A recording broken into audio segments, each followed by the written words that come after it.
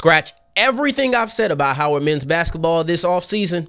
It's time to panic. Oh yeah, it's Locked on HBCU. Play my music. You are Locked on HBCU, your daily podcast covering HBCU sports. Part of the Locked On Podcast Network, your team every day.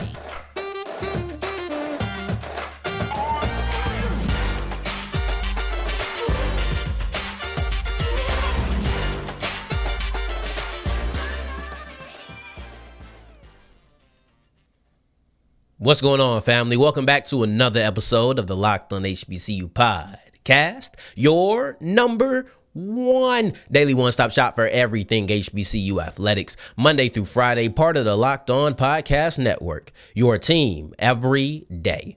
And I, of course, am Darian Gray, a.k.a. the Mouth of the South, Texas Southern alum and former TSU Herald Sports editor. Thank you for going on this journey with me, making Locked on HBCU your first listen of the day every day. And remember, just because the mic cuts off does not mean that the journey is over. It just means it's time to follow me on Twitter at South Exclusives. You see it right here at the bottom of the screen while you're following me on Twitter. And this might be even more important than following me on Twitter, because hopefully you're doing that already.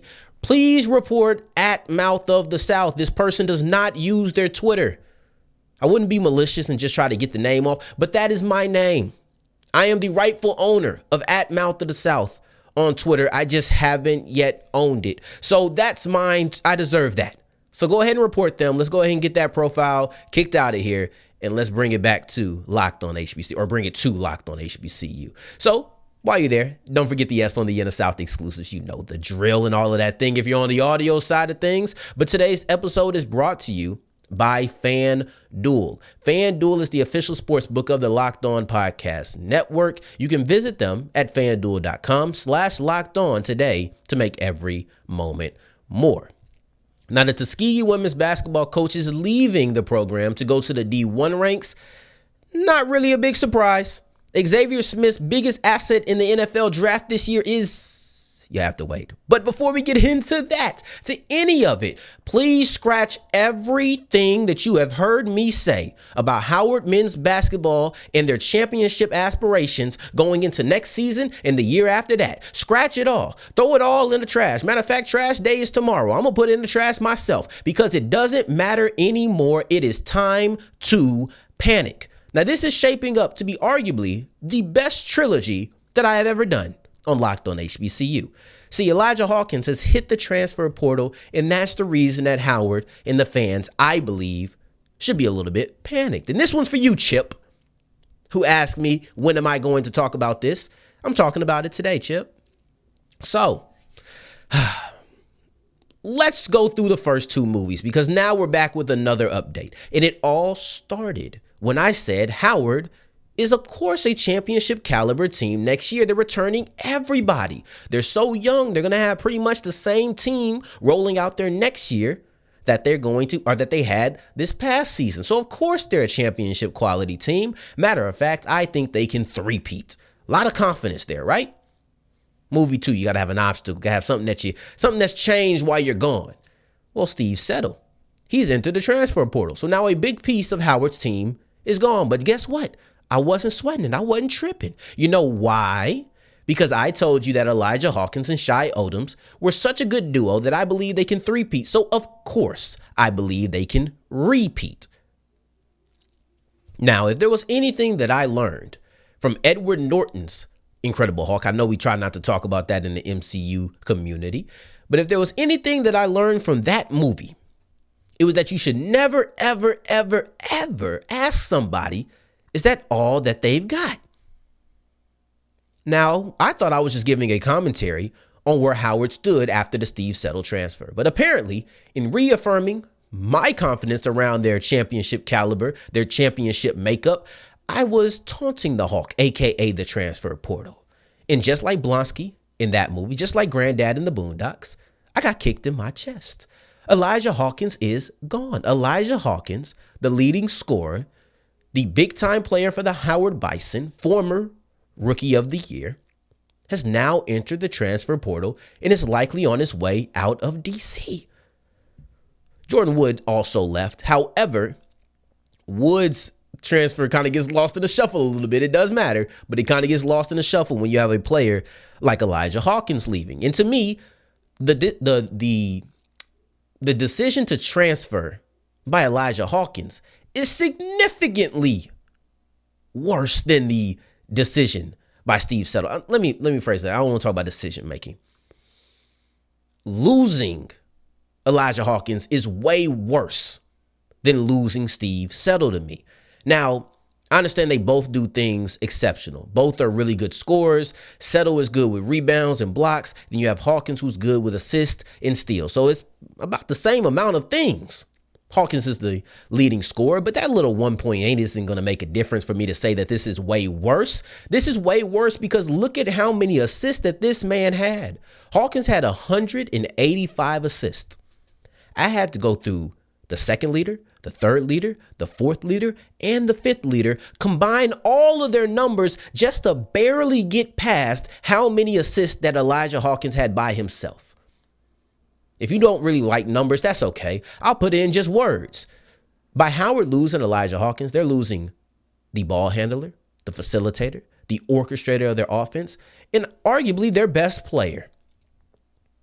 Is that number free enough for you? I think it is, right? We're going to get back to the numbers, though. See, the fall off after steals, not so drastic. However, with Hawkins being 1 and 2 in both of these categories, Jelani Williams was number 1 in both of these categories. Jelani Williams was 2 in both of these categories. Well, Jelani Williams was a grad student, which means he's out of here. This is expected. Jelani Williams is gone. So now you're losing Elijah Hawkins and Jelani Williams into the tune of 259 assists and 96 steals. Guys, that is ridiculous. That is 259 assists by 2 players, and it's 185 by one guy. That's what you're losing in Elijah Hawkins, 185 assists. The leading player in assists in the conference, not just your team, but the conference. Man, this is a big blow. Now, replacing Steve Settle to me, I'm not going to say it was easy, but the route to do it was clear. I knew what I wanted to replace Steve Settle. A mixture of Shai Odoms and Bryce Harris, but an emphasis on Shai Odoms. How am I replacing Elijah Hawkins? The answer is still Shai Odoms, but not doing what Elijah Hawkins did. He's going to have to fill the void of what Elijah Hawkins represented. See, I don't know who's going to be that guy who scores the most points, brings in all the assists, gets all these steals. I don't know.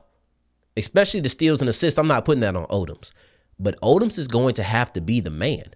If if Howard wants to be a championship team next year, Odoms is going to have to be the guy. And that's a lot of responsibility. That's a lot of faith to put in a player in year 2. I think that Odoms can get there, but to say you have to get there immediately, that's concerning to me. That's very concerning to me. And to put that much faith in there, it takes my confidence away. So now back to the beginning of all of this. And I don't just mean the beginning of this movie. I mean the beginning of our trilogy. The question that started it all. Can Howard be a championship team next year? Ask me a month ago, yeah. Ask me after the first transfer, yeah. I ain't swayed a bit. Ask me today, the answer isn't even yes. The answer is maybe, but it's no longer dependent on how good Howard is. That's no longer the base of confidence. Now to answer that question, I have to look at what the rest of the MEAC is putting on the floor.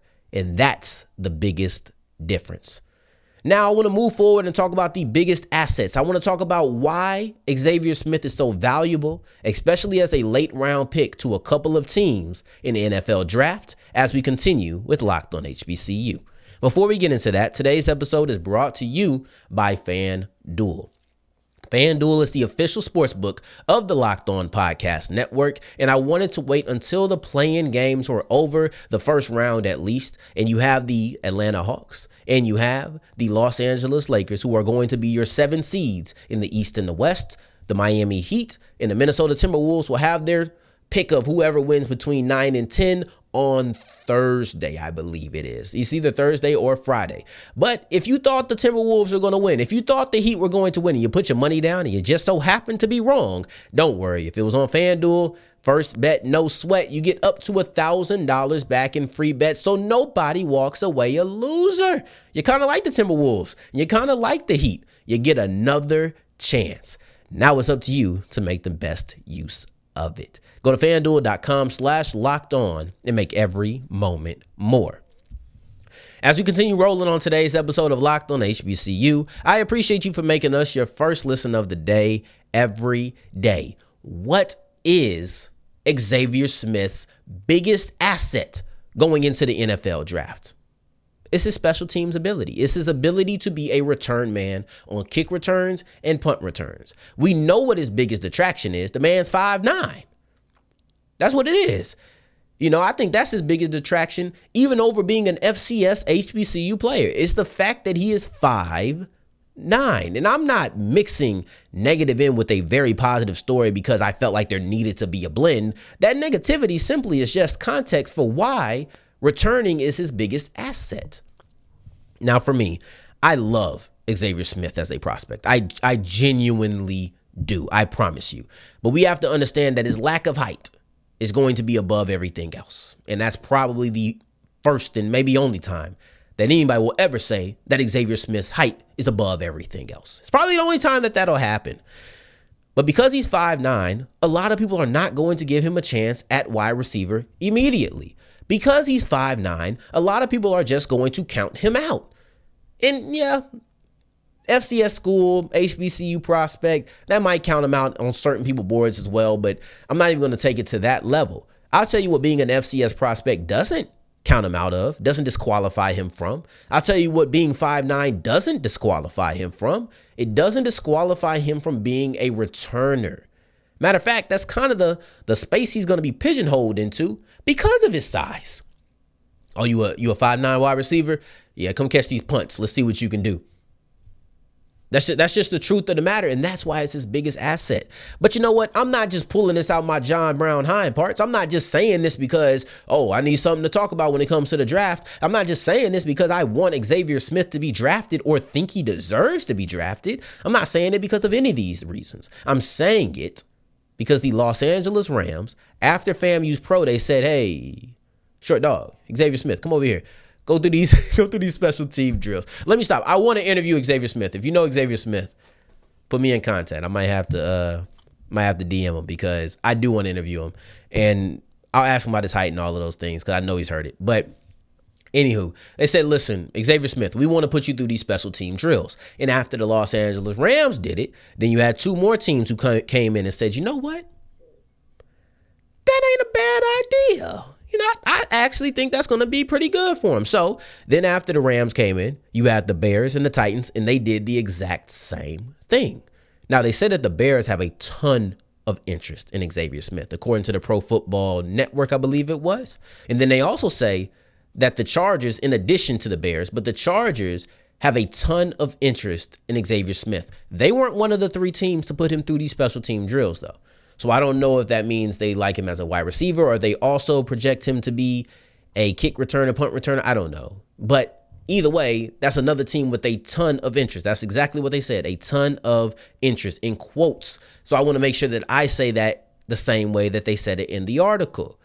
Now, whoever picks him up, they're likely going to do that because most late round picks, they have to play special teams of some capacity to stay on the team. Now, the difference between Smith and some of these other guys is Smith is being drafted to be a kick returner. He's not going to need to play special teams to make the team. He's going to make the team because he plays special teams. That's the difference. That is the difference. I look at somebody like Justin Hardy, right? I think he's with the Jets now. He left my Saints. But he made the team because he plays special teams. He's one of the best gunners in the game.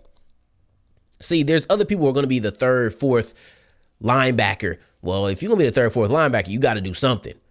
Meanwhile, you look at a guy like Xavier Smith, you'll keep 6 wide receivers. Not because he's going to be an asset on the offense, but because he's such a good kick returner that, we'll keep another at that position. But here's the thing. Think about what the best ability for Xavier Smith is. You might think it's hands, run after the catch, knack for getting into the end zone, right? Whatever you might think it is, just his ability to maneuver in traffic. All of these are great. I love these abilities. I really like him as a prospect. So I understand you might have a multitude of things that you like for him. But his biggest asset is being a special teamer. It's being a return specialist. And that's because let's look at being a return specialist as an entry-level position. You have to do this first before you start working your way up the company. He'll get in. He'll make the roster his fastest as a return specialist. And then maybe if he, with time, gets the playbook and all of those things, and we just see some packages and then in practice, then he start earning his way onto the offense and getting some reps as a part of a slot receiver or maybe the fourth receiver on a formation. But he's going to have to start being a return specialist first. And that's the reason that's his biggest asset in the NFL draft. Now, speaking of people who are big-time assets, Coach Powell out there at Tuskegee, the women's basketball coach, has left the Golden Tigers and is now moving on to the University of New Orleans. And it's because she showed herself to be a big-time coach. Let's dive into her resume as we continue with Locked on HBCU. And as we're wrapping up today's episode of Locked on HBCU, thank you for making us your first listen of the day every day and making it all the way to segment 3. I thank you 2 times for that. Tomorrow's episode will be about Jackson State. I promise. There was just something that I felt was more time sensitive. I felt it was more time sensitive to talk about Elijah Hawkins leaving Howard. So I felt I could push back Jackson State for a day because the spring game isn't until Saturday. So you're really not missing anything by me waiting a day. Now, with all of that being said, Coach Powell is leaving Tuskegee women's basketball team because she proved herself to be a big-time coach. And now she's leaving because she proved herself to be a big-time coach. It's really that simple. This is not a complicated situation. Tuskegee is a D2 program. Tuskegee is a Division II program. University of New Orleans is a Division I program. Most times, if a coach shows themselves to be big time and they're doing it on the D2 level, they will move up. They will leave you, period. That's just common sense. That's why she's gone. You know, is that blunt? I don't know, but I felt like it needed to be said that way because there's no way to sugarcoat it up. I wouldn't want to. The truth of the matter is, no matter if you're an HBCU, a PWI, if you are a Division II school and you have a really big time coach, I'm going to say 9 times out of 10, that coach is leaving you. Period. If they achieve enough, they show themselves to be of the caliber that a Division I, an FCS, a mid-major, whatever, wants their services, it's time for you to find a new coach. Now, you look at what Powell was able to do in the last 5 years. Let's look at it. So 5 years ago, Coach Powell takes over a team that won 6 games the year before. She turns them into a 20-win team. Immediately.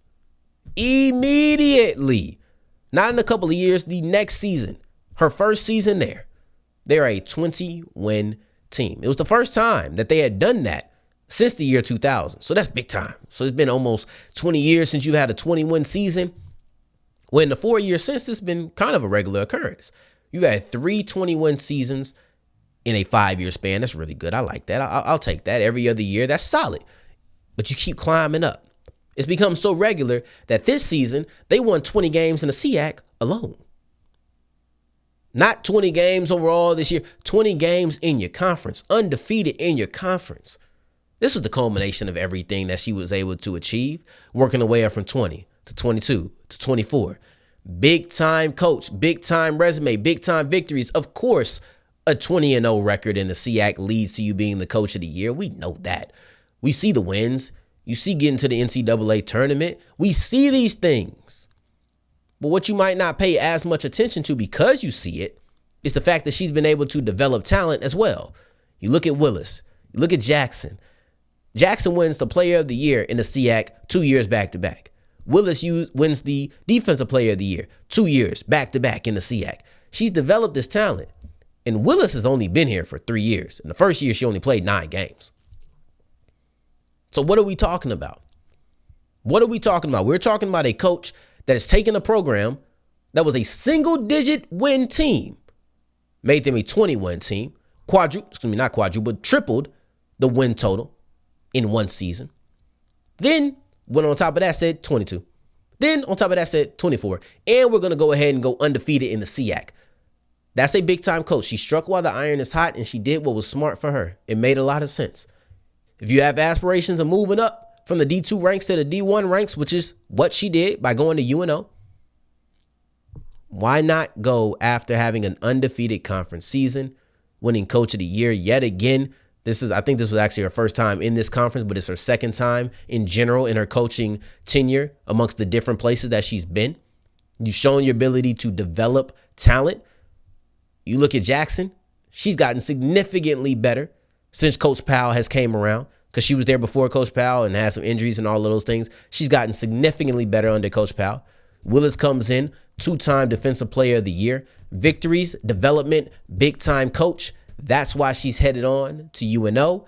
And we'll see what Tuskegee women's basketball does now, because these are some big shoes to fill. But at least she left it significantly better than she took it on. Like I said, tomorrow's episode, we're going to be talking about the T.C. Taylor era in Jackson State. It's beginning with the spring game.